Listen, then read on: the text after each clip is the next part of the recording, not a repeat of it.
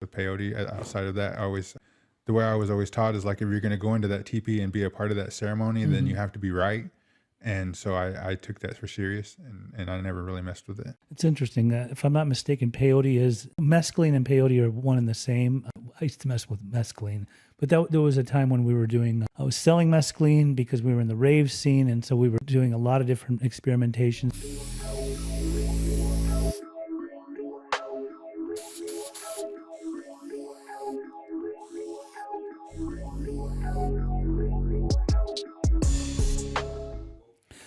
Welcome to PEJ'S Recovery Corner. This is a recovery podcast where we talk about all things recovery. Recovery from what? Recovery from addiction, from alcoholism, and from mental health.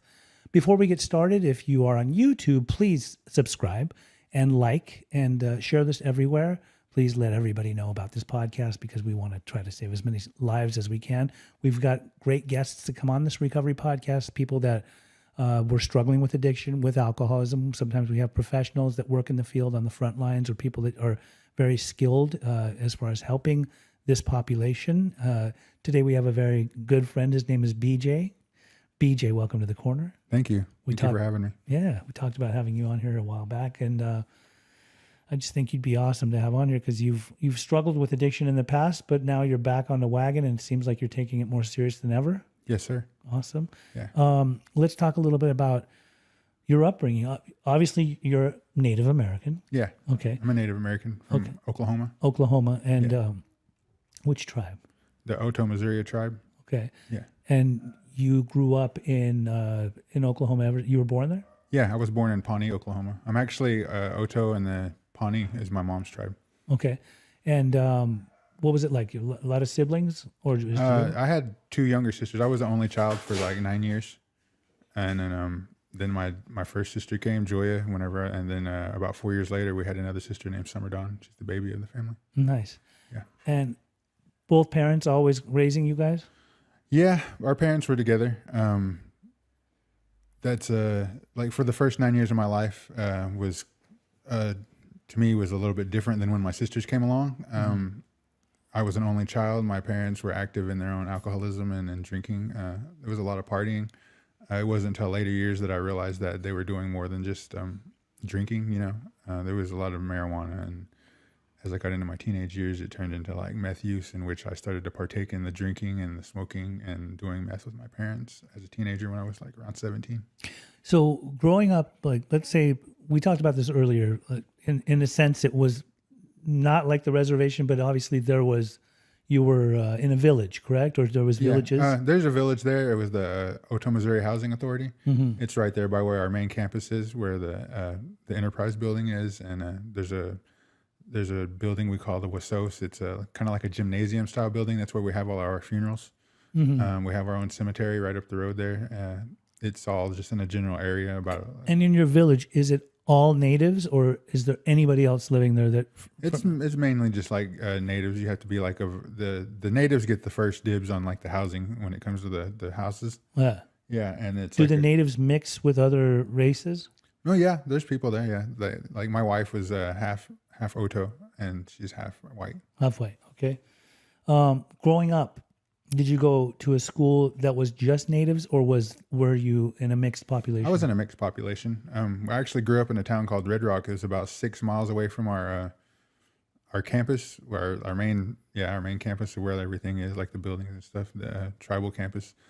But that's where I grew up most of my life. I was actually born about 20 miles away at a town called Pawnee, and my family lived in Red Rock. The majority, pretty much my whole life, I still got most of my family that lived there. Growing up there, they had a school. It was the Red Rock Rockets, but we consolidated with another small town because our town was so small. Like I said, you had to come together. Yeah, two towns came together and formed a school called Frontier, and that's This is a junior high school, or it's from elementary to high school. Yeah. So I think I told you before, when I grew up in Utah from 5 to 15, I went to Wasatch Elementary School. I went to Upland Terrace Elementary, but it was predominantly white, Mormon, American. There was one guy that was an Indian. He was just me and him. We were the only brownies. So we experienced a lot of racism, not from everybody. The mass majority was very loving, accepting, inclusive. We all did things together. Everything that we all would do together, what kids would do. But there was like a select few that would make fun of our skin color, that would make fun of our nationalities, or call us names that we weren't even that, like what they were calling us, right?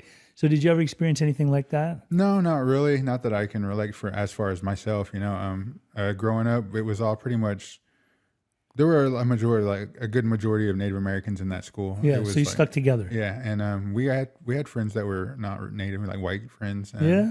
there's a lot of farmers around where I'm from. So a lot of them were farm boys, what we call them. Did the natives do farming too? Yeah, we have our tribe actually has our own farm now, and they do a lot of that stuff. They have a restaurant where they supply. They do their own beef with the cows and all that, Right. cattle. Yeah, it's Seven C's the name of the company there. Okay. So as you started to grow up and you said you got into drugs, like what was the first drugs you got into? I believe I was around 12 years old. Found my dad's marijuana stash, and it was some homegrown. We smoked it. I still didn't know if I got high at that time. Yeah. Like honestly, like I think about that, I don't think I did. Yeah, sometimes we didn't know how to hit it Yeah. right. But I can remember the first time I ever got high, I was probably like around, I want to say 14 or 15, whenever I stayed in Pawnee with some of my relatives and my older cousins. I went to a party in Stillwater at the OSU campus with them.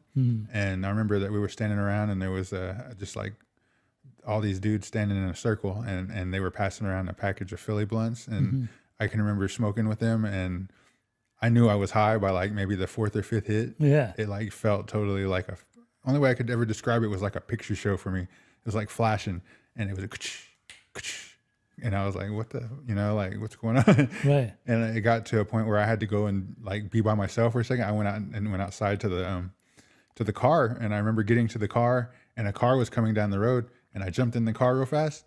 And it seemed like forever for that car to pass by. And I was like, what's going on here? Like, that's when I was like, Oh, now I'm high. Yeah, I'm high now. Yeah. Did you get into other stuff? I was drinking a little. I started drinking around that time too. Beer or hard liquor? At the time, it was like, I didn't really like beer. And for some reason, we were able to get our hands on liquor somehow. I can't remember exactly how at the time. Same. We were getting our hands on that. But I can remember I liked the liquor because it would get me to where that I would feel, drunk faster. Yeah. Yeah. And it was just something about that feeling of like getting there as fast as I could, as opposed to drinking something I didn't really like the taste of with beer. Right. Yeah. Question. Did you ever do peyote? No, I have not. Did anyone that you ever knew do it? So like growing up, there's a lot of ceremonial things that we do with peyote. Like they have the Native American church where I'm from, and they have these things called meetings, which is like it's a ceremonial thing that happens, and so I knew that was a part of that ceremony. I knew that was something kind of sacred, and because I was taught to be like a certain amount of traditional, like I didn't take everything that I was taught. I don't remember it all, but I did know there was certain things not to do. And so I never really messed with peyote outside of that. I always, the way I was always taught is like, if you're going to go into that teepee and be a part of that ceremony, then you have to be right.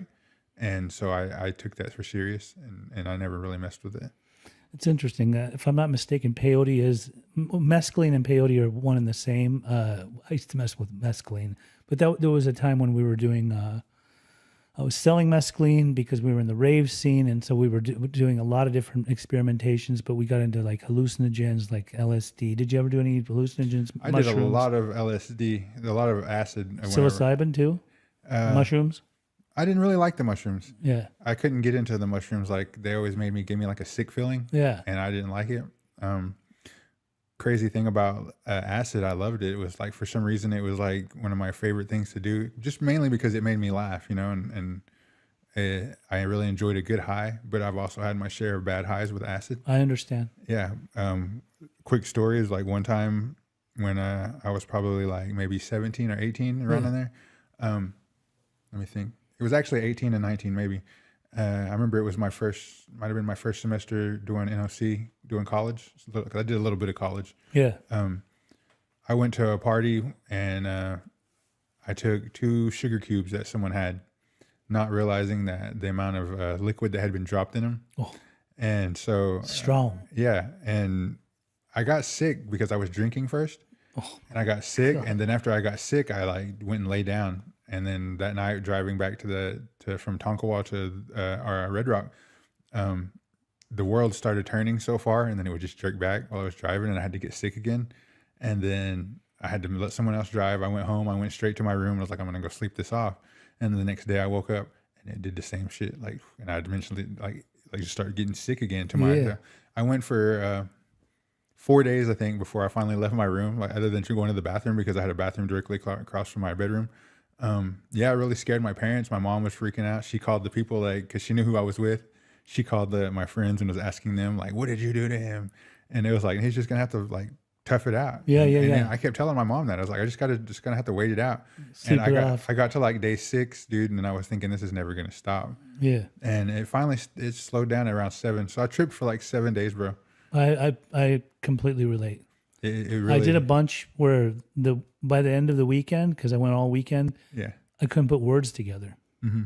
I was like fried. Yeah, I have friends back home that we talk about that sometimes. I call them my brothers, a lot of my friends. Yeah. But they remember that. They remember having to come. They would come and sit with me. They all took like. They were tending to you. Yeah, they would come and sit there and talk to me because I laid there with the pillow over my eyes for like those days. Yeah. And they would just sit there and talk to me, and then they'd turn a movie on and watch it, and I'd listen, and they would. How old were you? Like young 20s? Yeah, like 19 around there, somewhere 18, 19. And I remember when my brother, my actual brother, my cousin, my first cousin RT, he was like, let me look at your eyes. So I pulled the pillow off and looked at him, and he was like, your eyes are just like going crazy, like twitching. And then that makes me, in hindsight now, I think about it, I was like, that's why the world was twitching like back and forth. It was really my eyes not focusing. Yeah. Did you, you said, I know that you tried everything. You were a trash can, as you mentioned. Yeah, everything as opposed to, I never went with heroin. Was there any cocaine around? Yeah, I did a lot of coke. Was there meth? Meth, definitely. Crack, which is coke, but I smoked the foil crack whenever they smear it on the foil, you know? Yeah. And where was the stuff? Was it just available within the village? No, this is just You had to go places. Yeah, you had to go here and go there. Places to go score. Yeah. And Oklahoma is nothing short of a majorly drug-infested state. It's there. I mean, sometimes it might be a little hard to find. There's definitely been times where it seemed like it was dry on this or dry on that, but there was other stuff to make up for it. It always came around. Okay. How old were you when you first got into meth? I was like around 17, I believe. It might have been 16 to 17. That's what I was thinking about the other day, but I turned 17 that year. I know for sure the first year I did meth. And you're 40, what now? I just turned 43 on the 15th. And had you been doing meth all these years except for the 2 times that you got sober?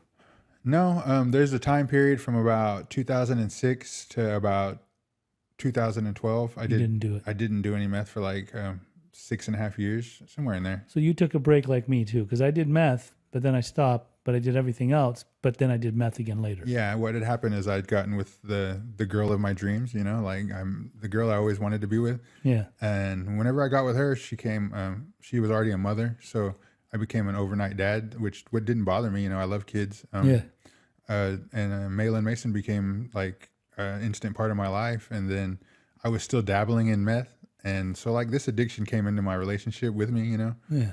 And there was a time where we tried the drugs together, and my wife had a really bad reaction in my from where I was at.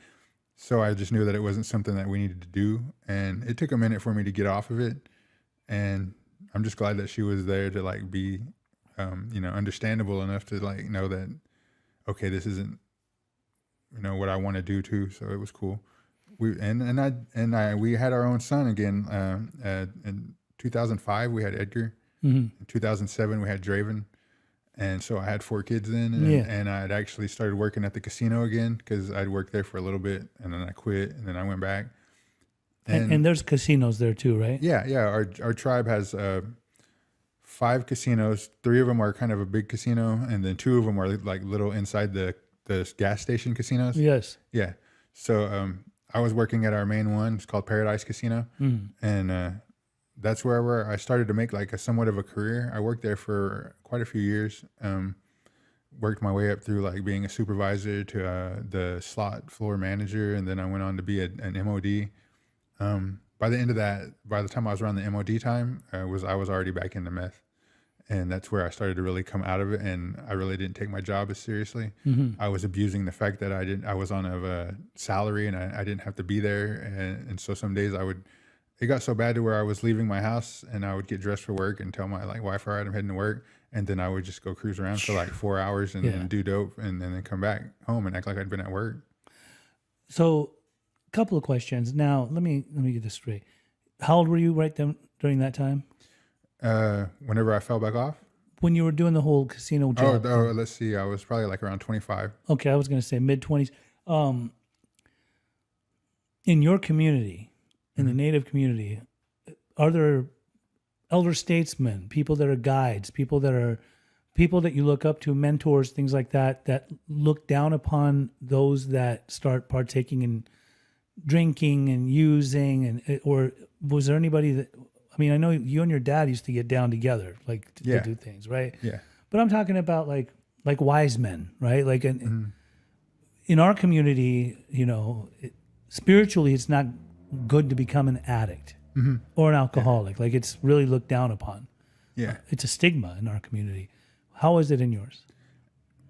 From what I can remember, it was never a positive thing to do. Like I said, I started doing meth when I was 17 with the first time I did meth was one night with my aunt when I was staying in Pawnee for the powwow for the homecoming. Now, how old were you? It was like 17 then. 17, and your aunt was like, okay. I might have been 16 going on 17. Still, that's young. Yeah. Like, isn't the aunt, like, does she not say, like, you're a kid, you shouldn't be doing this? That's one thing that we've talked about since then, because my aunt now is sober. She's on her 7 years. I think she just got 7 years or maybe Really? 8 years. Yeah. So she got sober. And she's actually the substance like abuse outreach coordinator at the Pawnee tribe. Oh my God, I love that. So like she's been really supportive of all this, and she actually apologized to me very recently That was her amends. Yeah. She said that she knows now that that she's different from what she was then, and that she knows now that it wasn't right. How much older was she at that time than you when you were 17? She's probably like in her early 30s. Okay. Yeah. During that time. Yeah, she's almost as old as my mom. My mom was only 19 years older than me. Okay, what happened how old were you when you first ever used with your dad? That was the next night. At 17? Yeah. 16? When With my mom, my mom and my dad. Mom too? Yeah. I mean, they were already in active addiction, so they didn't really have a moral compass. They didn't care. I'm guessing. I started partying with my parents at a very young age. Like I think I maybe been about 15. I was drinking. Yeah. Smoking weed. Yeah. Yeah. And so it was like a very normal thing within the house. Yeah. It's like I was telling you earlier, with my parents, I don't know. Like I've never really felt like it was a parental relationship with my parents. It was more like an older sibling thing. Is kind of what I've come to think about it. Yeah. It's like, a lot of the things that we did together, I would never do with my children, never have. Yeah. And it wouldn't even be a thought. Yeah. But I can see that for some reason I was that close to my parents, and I don't know what it was, but I can remember just being there for a lot of things that like my younger siblings never seen. And then also I know for a fact that my parents never did those things with my sisters either, So you were the older one. Yeah, I was the older one. And so for you in the realm of life that you were at the time, that period, it was like, it was okay. Yeah. So like my mom, I remember whenever like they slowed down on a lot of that, as my mom got sick, like when she was 28. Really? She got diagnosed with this disorder called Sjogren's, where it's your body quits producing potassium. Yeah. So once that happened, and they both like weaned off of it. They actually just quit, that completely. Yeah, they didn't. Meth. Yeah, they still they might drink every now and then, but they didn't really do any of that partying like they used to. And I always thought that was really cool for my sisters, because they didn't have to see a lot of what I seen. Yeah. And go through a lot of like any of that craziness that I've seen and grew up with. But at the same time, I'm pretty sure I know for a fact I was kind of upset and jealous about that too. Wow.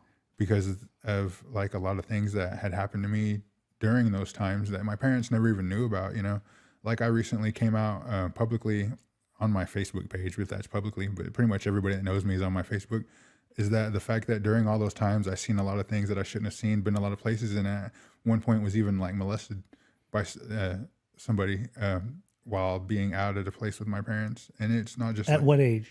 I was I'm gonna say like Super somewhere young. along, like around 8, 9, 10, Yeah, somewhere in there. I was gonna say it's And probably it super wasn't young. just like once. It was like I couldn't tell you how many times. I just know that this happened over a period of time, not Yeah. all the time, but it did happen.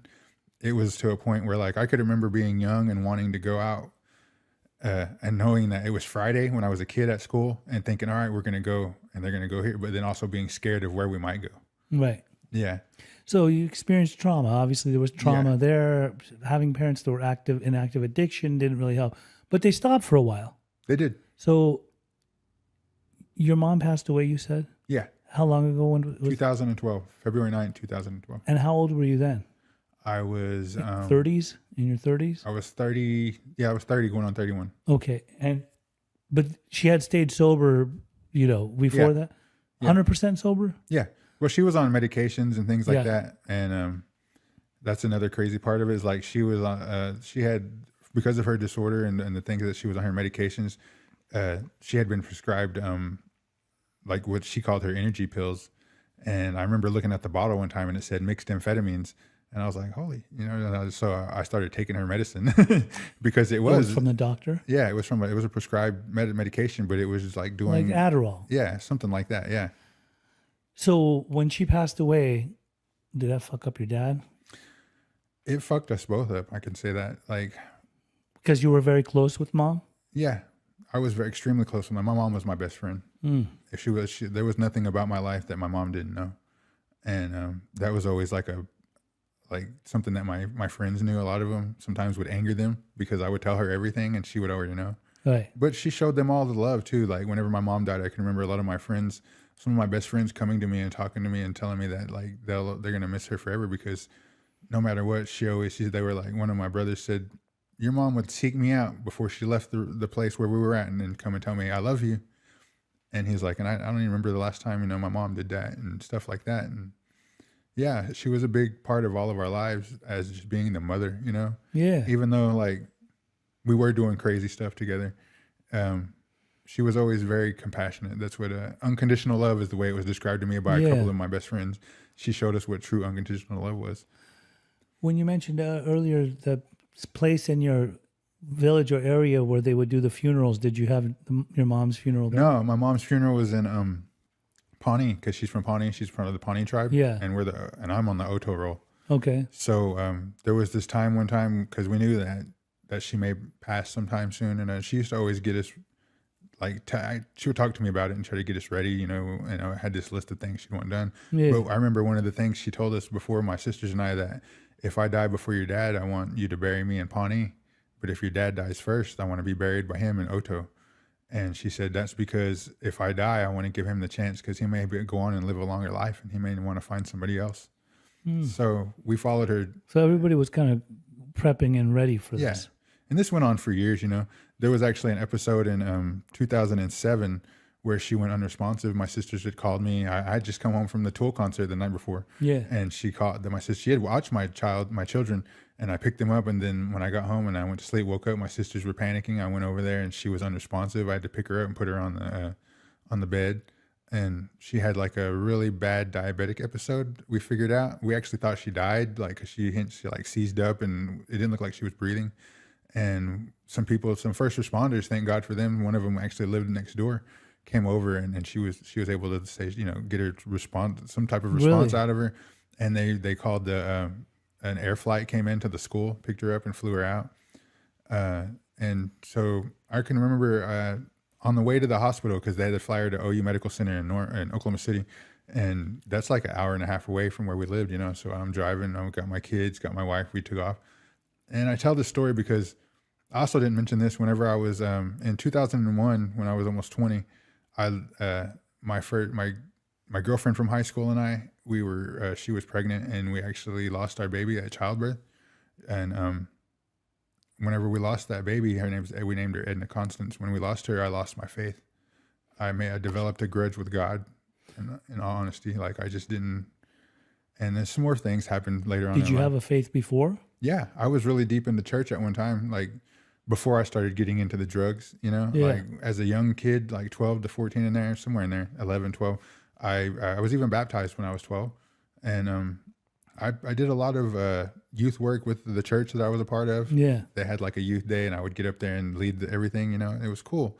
One of my best friends' his father was the preacher at that church, and I would stay with them all the time, and we'd do things, and it was a lot of fun. I remember, and being a lot of not scared of anything, I guess, because I believed in God, and all that. I've always believed in. But once I got into like the drug use, and then we lost that baby, I just stopped praying, and actually just didn't want to like pray at all. It's not like I never believed in God anymore. It's just I didn't want to. Didn't want to pray. Didn't want to connect. Yeah, exactly. And so I can remember the reason I tell this story is whenever we were on our way to the hospital to see my mom, because we didn't know if she was even going to make it through the flight there. Yeah. I was the whole way there. I just kept saying, just give me 10 years. And my wife finally said, what are you talking about, BeeJay? And I said, I need 10 years. I said, because my youngest son, Draven, had just been born. I said, he needs 10 years. That way he knows who his grandma is. And I said, just give me 10 years. And then she had realized that was a prayer, that it was kind of what I was doing, was like asking God to just give you some time. Give me 10 years, give my kids some time to know their grandma. And it's, the reason I tell that is because my mom died in 2012, and he gave me 5 years. That he met me halfway. Oh, nice. So like, so they got to know grandma. Yeah, my son still has a great recollection of his grandmother. All my children do. I love that. And it's goes to show that even if you might not be having the faith, you might not be wanting to connect, but he's still there for you when you need him. He will hear you. Power, absolutely. So Yeah. the faith came back. Question: you last year attempted to get sober. Yes. You stayed sober for how long? Almost 5 months. You came out to California to treatment. Yes. And then you went back home. I know you told me that. Mm-hmm. And 6 days or something like that. And then Yes. your pops was getting high, and you ended up saying, "Just give me that." Yeah, I had a bad day.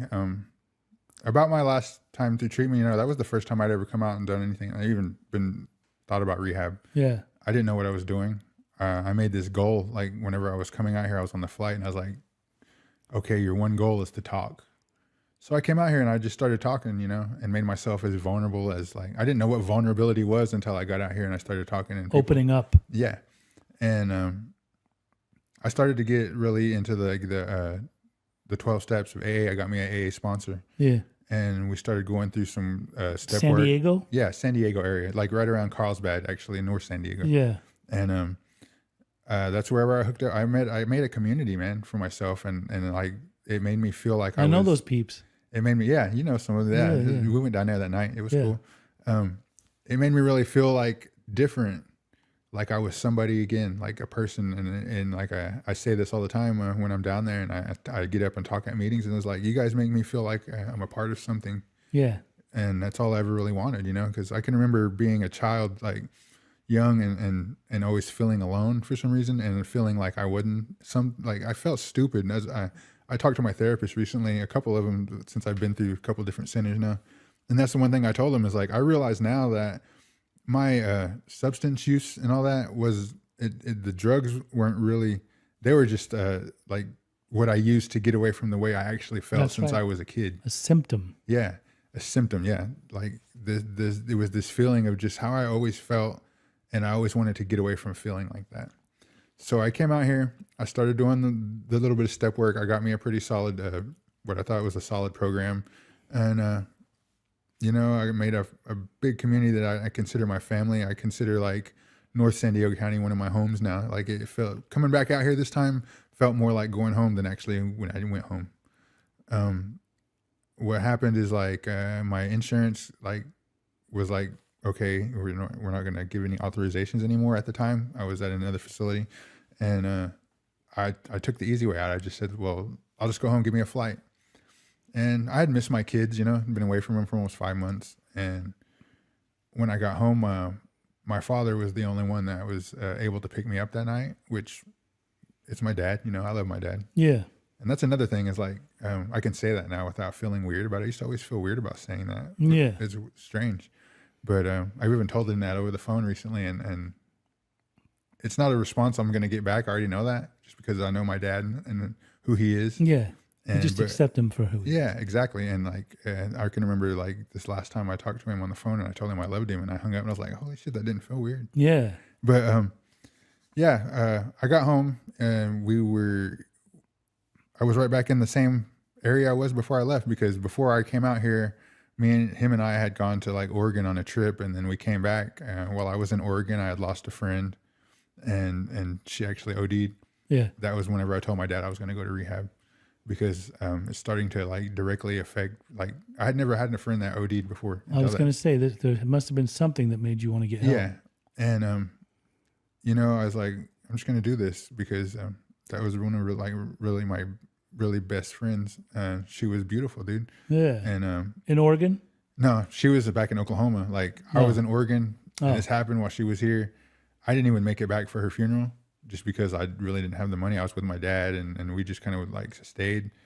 And there's a whole lot to that why it was just like, okay. And but I came out here and I made another friend while I was out here too. I always have to bring this up, is that when I got out here, I made a lot of friends.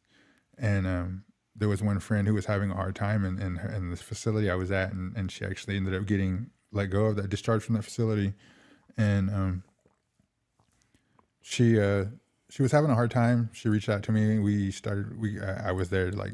One time I was able to talk her into going to another facility. Some cops were involved. So I had asked the cops to take you to a facility and I'll come visit you. And she was like, no, you won't. And I was like, yeah, I will. I said, I'll do that. And so that's like, as far north as I've ever made it, I think was like Long Beach. And that was the day I took the bus to go up there and visit her in that facility. And it just lit her lights at her. She lit up like, oh my God, you came. And it really felt good to be there for somebody like that, because I felt like for a long time I was really non-reliable for the people that I loved and I cared about. Yeah. So to make that connection and do all that, and so we became really good friends. She went through that place. She went to another residential, and I didn't get to talk to her for like 30 days. She got out. She went to a sober living, and she had another little slip up, was getting let go of the sober living. She ended up flying home. And one of the last things, she called me that night and told me she was going home. And I was like, okay. And so she was like, she flew home. And that night I messaged her and I said, did you make it? And then I went to sleep. When I woke up the next day, I had 3 messages, said, I'm on the airplane. Just landed, going pee-pee. And I was like, okay, cool. And then I messaged her back. But then I found out later that evening that she had died in that restaurant. Oh, man. And I was like, oh my God. And that really hit me hard, because, and why I talk about this is because I had a lot of fears when I came out here about what could happen back home while I was gone. And what I never thought about is what might happen while I'm out here in recovery. Wow. And that was my first real eye opener of reality check. What happens in recovery. This is a part of that. Yeah. Know? Yeah. And one of the last things she said to me in a text messages was, you're the one, because I was always trying to be there for her and support her and be really anything she wanted to talk about. I tried to work my recovery stance into it. Yeah. And it was just really uplifting to know that she thought I was I was on my path to doing something right in my life. And so, this was the first time you came out? Yeah, this is the first time I came out. Yeah. And so I took that serious. Her saying I'm the one. I said, I am the one. I'm the one that, instead of using this as an excuse to fall down or fall out, I'm going to use this as an excuse to step up and do something. And I'm going to be of service and tell this story and let people know that, that there's better things as long as we maintain this good path and be on this, recovery. I'm it really pushed me further into my recovery. Right. And I went a few more months out here, yeah, and just tried to be as solid as I could. I really got into service with the CA people down there, Carlsbad, and then great also people. And then there's another meeting at Moonlight Beach that I totally love, and I had commitments at both those meetings. Mm-hmm. I was going to meetings every night, but yeah, I went home in February of this year, and my dad picked me up. We was back in that same hotel room that I had just left to go to recovery, back in that same place. Only this time, it felt a lot different to be back there. You know what I mean? I can remember landing on an airplane and be like, fuck, man, back in Oklahoma, this is where I was trying to get away from. And then being back in that hotel was like, man, and really in my head about a lot of stuff. Mm-hmm. And in all honesty, it took about maybe 3 days, maybe two or 3 days. And I started hitting the vape pen, the weed pen. Yeah. And I was like, okay, as long as I don't get back on, Cali sober, Oh, yeah. I remember hearing that while I was out here. So I was like, well, maybe I can hit this vape pen and then I'll be all right as long as I don't do any meth. Yeah. And then February 29th hit, and most people that know me know that was my anniversary, like of my marriage. But my wife and I have been separated now for nearly 3 years. This in September it'll be 3 years. But this was the actual first, the first anniversary that we're actually still married, and she's been in another relationship, and that's cool. I'm glad she found somebody that could be the man that I wouldn't, and somebody that makes her happy now. That's awesome. I'm not hurt about that anymore. I'm actually glad that they're there to take care of my children right now and help do what they need to do. Your kids are with them? Yeah. Yeah. While I do what I'm doing.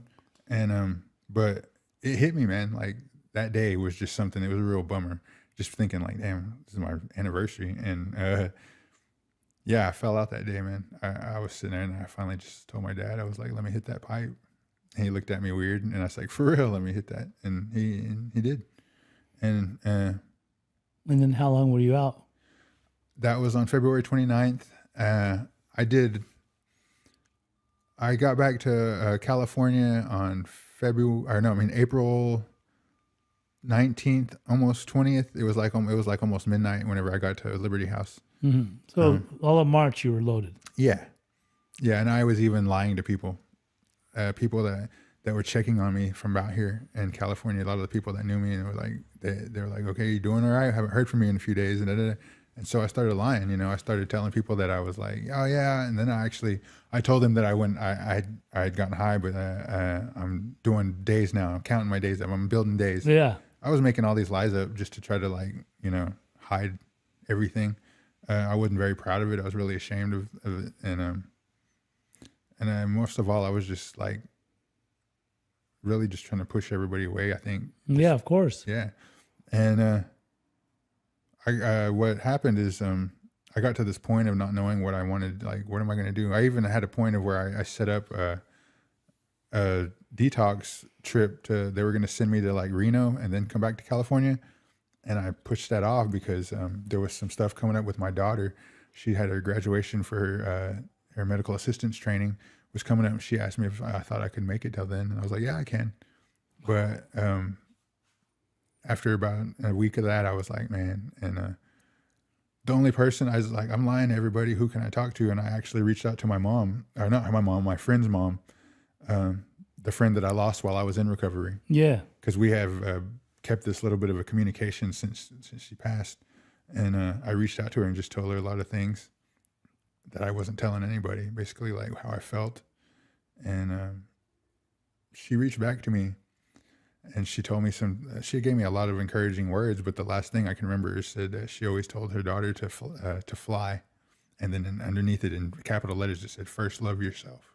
Yeah. And that hit me, man. And that night, like that day, within the next day, I was had my whole trip set up to come back out here. You knew what you needed to do. Within like 36 hours, I was in California again. And I've reached out to her since then and told her thank you, because at a time when I couldn't even... She inspired you. Yeah, when I couldn't even like tell the truth to myself, I'm really glad that she was there for me and able to give me that inspiration and those encouraging words. I love this, man. This is beautiful. Beautiful. I think I first noticed you. It would be at this one meeting we would go to. You were usually sitting behind me if I was sitting with Pat. Mm-hmm. And then I, we talked some more and I learned who you were and where you were. And then that you had actually gone to Liberty House and all that stuff. Yeah. So right now it seems like your recovery is your number one thing. Yeah, definitely. And so you're involved in the 12-step community. Is that what it is? Yeah, I'm doing my steps again. I'm on step 9. Nice. I'm getting ready for my working out, putting some notes down, and maybe I talked to my sponsor about the amends to my wife and how I'm going to do that, because we don't speak right now. Right. So we're working on that. You're doing remarkable. You're doing great. Yeah. It seems like, that first time you got sober, you needed to fall down and hit your knees. I don't think that's one thing I bring up is I can remember actually wondering if I had hit my rock bottom. Yeah.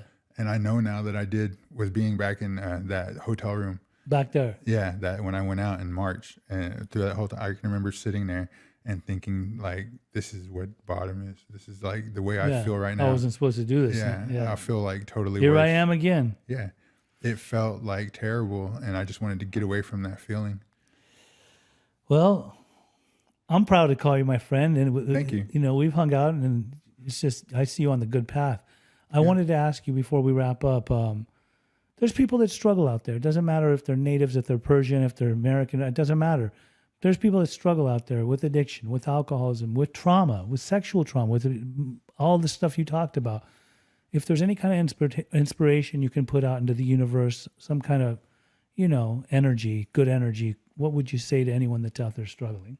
I think that the main thing is that being in this recovery and treatment, doing all this stuff for me, the 12 steps, anything like that, having a community has given me the feeling to know that it's the greatest comfort to know that I'm not alone, and together we will recover. That's right. And this has been another episode of PEJ'S Recovery Corner. It's so good to have had you on here today, BeeJay. I appreciate you Thank coming for having down. me. Again, if you would please be so kind on YouTube to subscribe and like the page and share it everywhere. I'm PEJ Interventions. That's where you can find this channel on my YouTube. And then we're also on all the different podcast platforms. Until we meet again, thank you so much, BeeJay. Thank you, Pej.